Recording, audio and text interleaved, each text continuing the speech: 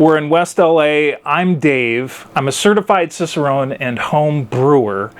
And today I'm with my friend Candice. Thank you for being here. You're welcome. I'm glad to be here.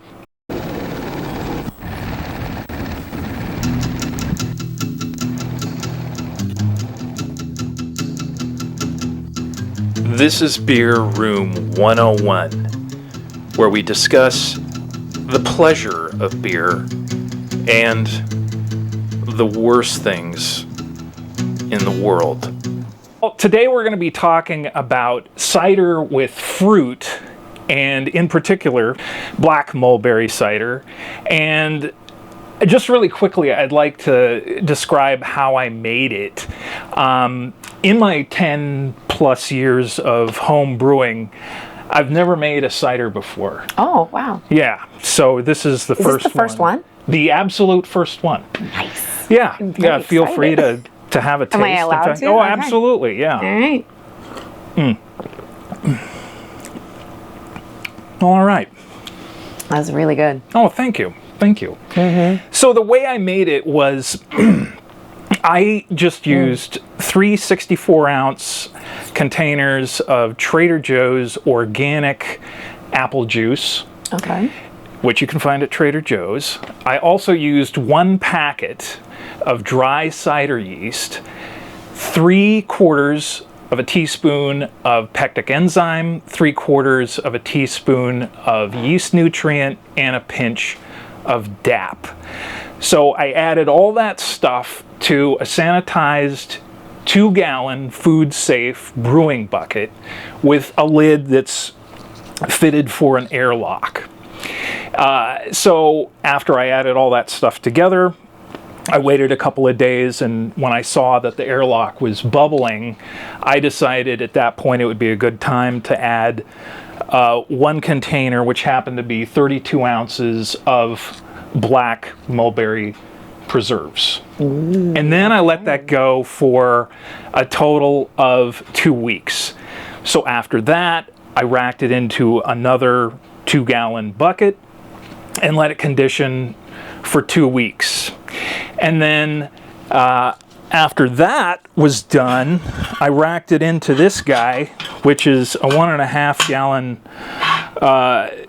keg, and carbonated it with CO2, and that about finished up the process. So I'm simplifying a little bit, but not much with this. So for further details or questions, the internet is a really good resource. Yeah. I have questions for you. Sure.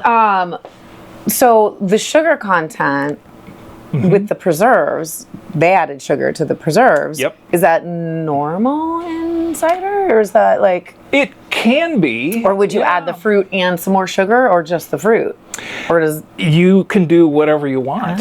So Players. I took maybe what might be considered a ham-fisted approach to it, and just had the preserves and thought, okay, I'll just take what I've got here and add it to the apple cider and see where we go with it. So it tastes great. Well, thank you. And then Thank you. I always thought too that carbonation happened in the fermentation part, but It can.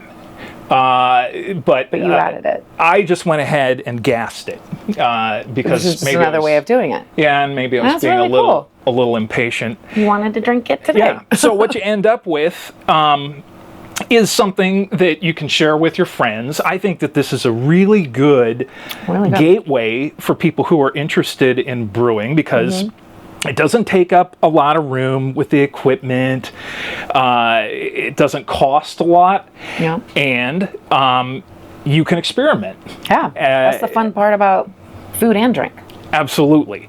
So this particular one, I decided I would enter in a local homebrew competition. Yeah. And it did. I think it did pretty Nice. well. It didn't win a medal or anything, but if the judges who judge this are watching, I just want you, listen, I just want you to know that I don't take that personally, okay?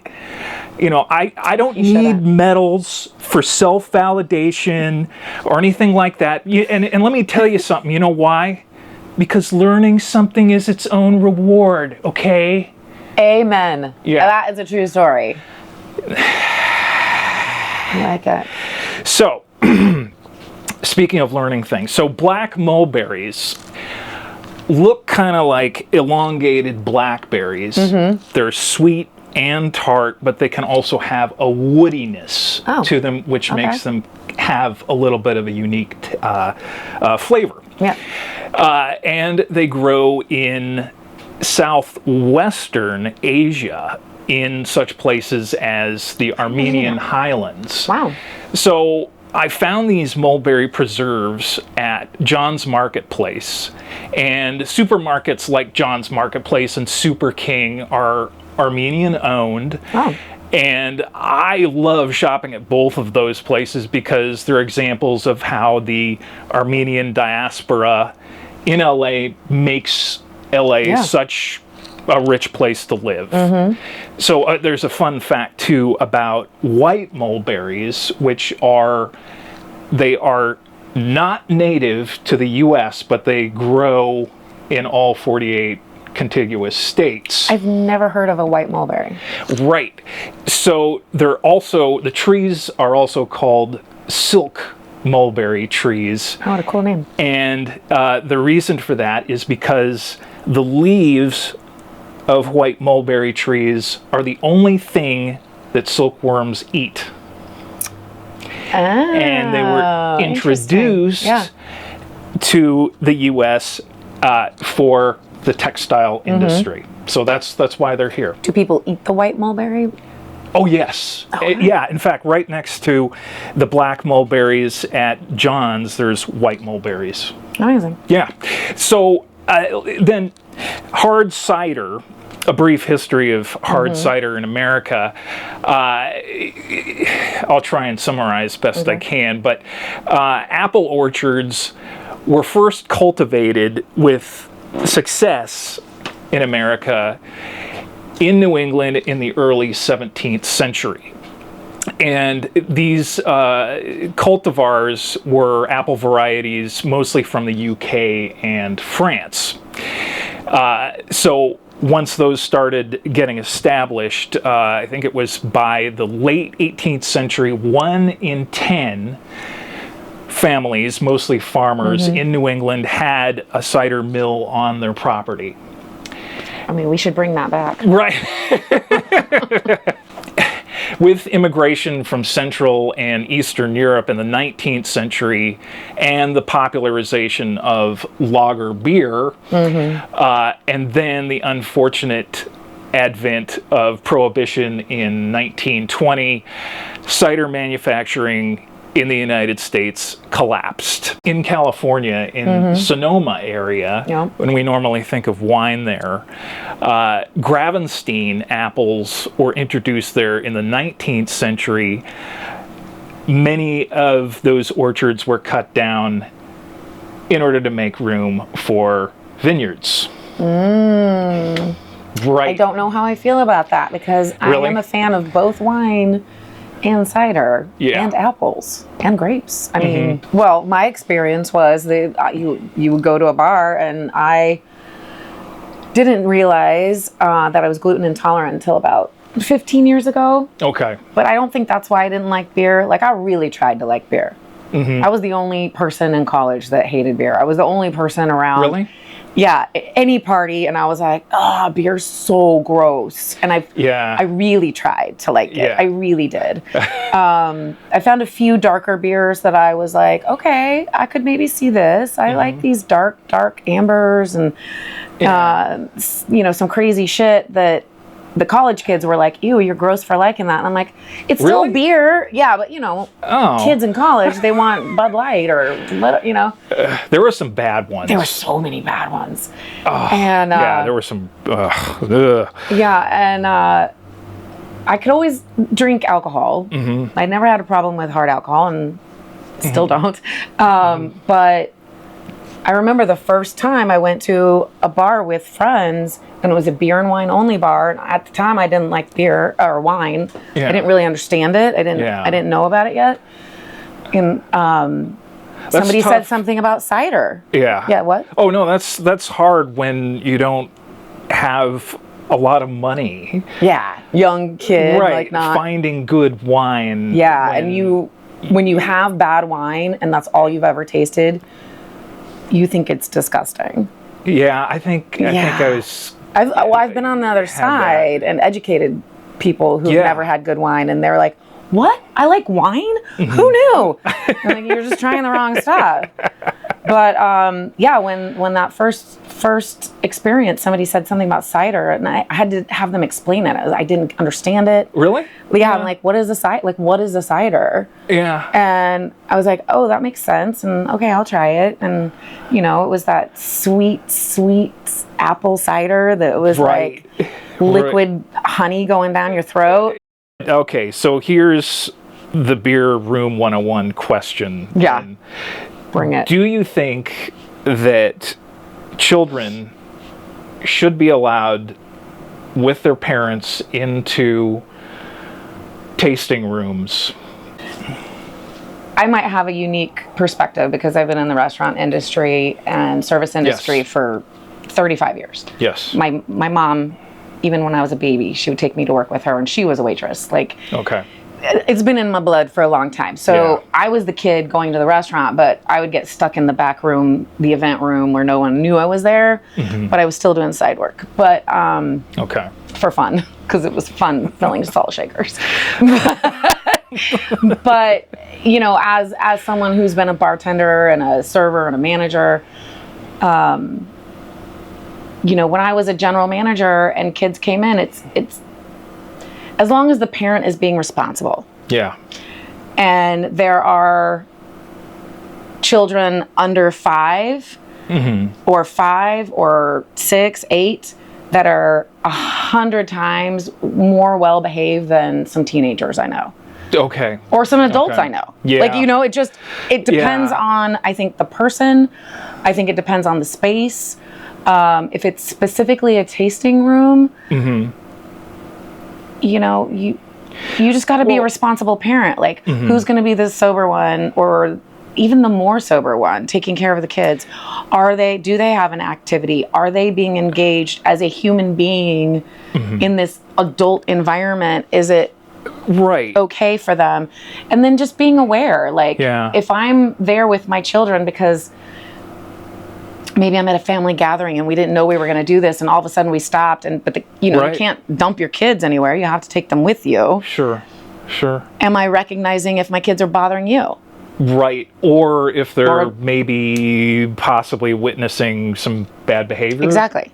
You have to notice everything. I have a very dear friend of mine who is also in the restaurant industry, and she's raised her children in the restaurant. I mean, you take your kids to work and they're in the restaurant. Yeah. And they have been in a situation where she'll just gather them up quickly and let's go change where we're doing your homework. Yeah. Let's go change where we're doing this. Yeah. And you just have to be very aware. But if you're going out partying and you're doing a bunch of tasting rooms, I'll leave them home. Yeah. Do the right thing. Yeah. Next question. Yes. What would you pair this cider with? Again, going back to the fact that I've been in the restaurant business for a very long time. And we met because I worked at a wine bar for the last 3 years. Yep. My take on food and beverage is just do what makes you happy. Yeah. Eat what makes you happy. Yeah. Drink what makes you happy. If it doesn't pair, if it doesn't, if a professional would guide you in a way that you try it, always try it. Everybody should try everything new. Always. Okay. Because you don't know what you don't know unless you try it. You know what I mean? Yes. But if you tell me, I think that you should pair this with this, and I try it and I don't like it, and I want to go back to whatever, do it. Who cares? Don't be upset or weird or whatever. Yeah. But that, I have to go with my wine experience with pairing. Because it's a cider, even though it's a dry cider, it's kind of sweet. Yeah. You know, Cheese? right now, of course, cheese Okay. always, every day. But I was in my head thinking like a beautiful like raspberry, strawberry salad.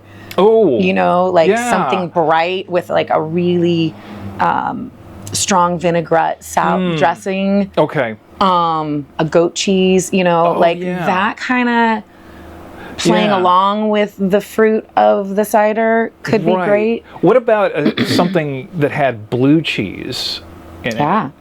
I love blue Yeah. cheese, and I'll look for any excuse to eat it.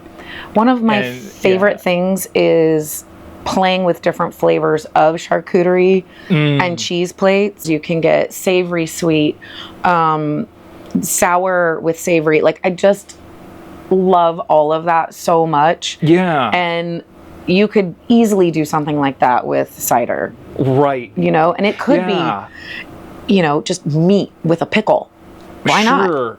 Yeah, you know, I think that that's really, you know, something fun about pairing is that oh, I know people like you talk about wine and they say, oh, well, if you're kind of new to pairing and you know the practice of it, that try a Chardonnay with popcorn, which I don't think is a bad suggestion at all. Yeah. The butteriness, I get it. Yeah, yeah. That's something can be kind of fun.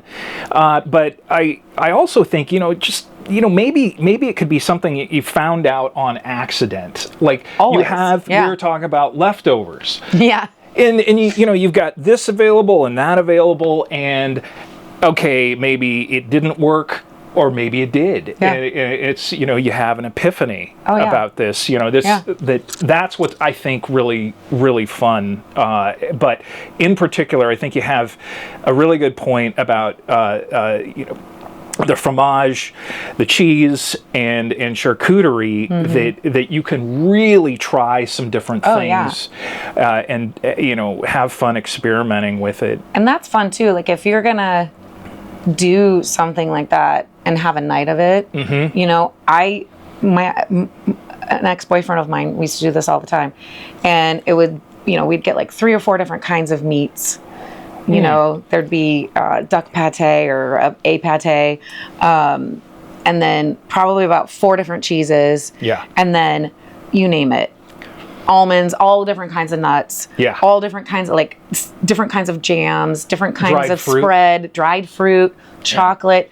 Oh, Like ooh, if we yeah, could there think you of go. it, it was out on there. And we would used Nice. to like, you know, what random thing can we put on our cheese board tonight? Yeah. You know, there's been sardines, there's been all kinds of things. Nice. And sometimes you just, you know, if you've got some different ciders or different beers, like keep mixing and matching and play with it. That's fun. Yeah. That's so fun. That really, yeah. I think that cider could be for that reason, and that kind of course. You know, that it could really be a big winner. I don't know if it would go well with super sweet desserts. I don't think. And I had heard. Well, you know, although there's a new trend, and Okay. there's, you know, the affogato with the ice cream and the espresso poured over it. Yes. A lot of people have been doing that with stouts, Yeah. and you could do it also with this. Oh. Could you imagine it would take on this really raspberry ice cream flavor? Oh yeah, people have been doing that with balsamic. Yeah, balsamic and as well. Ice cream. I could see kind of this as maybe a little bit of a parallel with, you know, the vinegar, maybe, and it's sort of a distant way, but Yeah, but it'll yeah. take some of the sweetness away from your ice cream, Yeah. you know, and then adds obviously sweetness to this, but it could be a really good, Oh. strange, fun thing to do. Yeah. I almost want to go get ice cream this weekend. That's all the time we have. Please. Thank you, sir. Sorry, I cut you off on your goodbye. Quite all right. Please like everybody. and subscribe, and we'll see you soon. Thank you. Mulberries grow on trees, not bushes, like the nursery rhyme says, which goes like this. All around the mulberry bush, the monkey chased the weasel. I remember that song.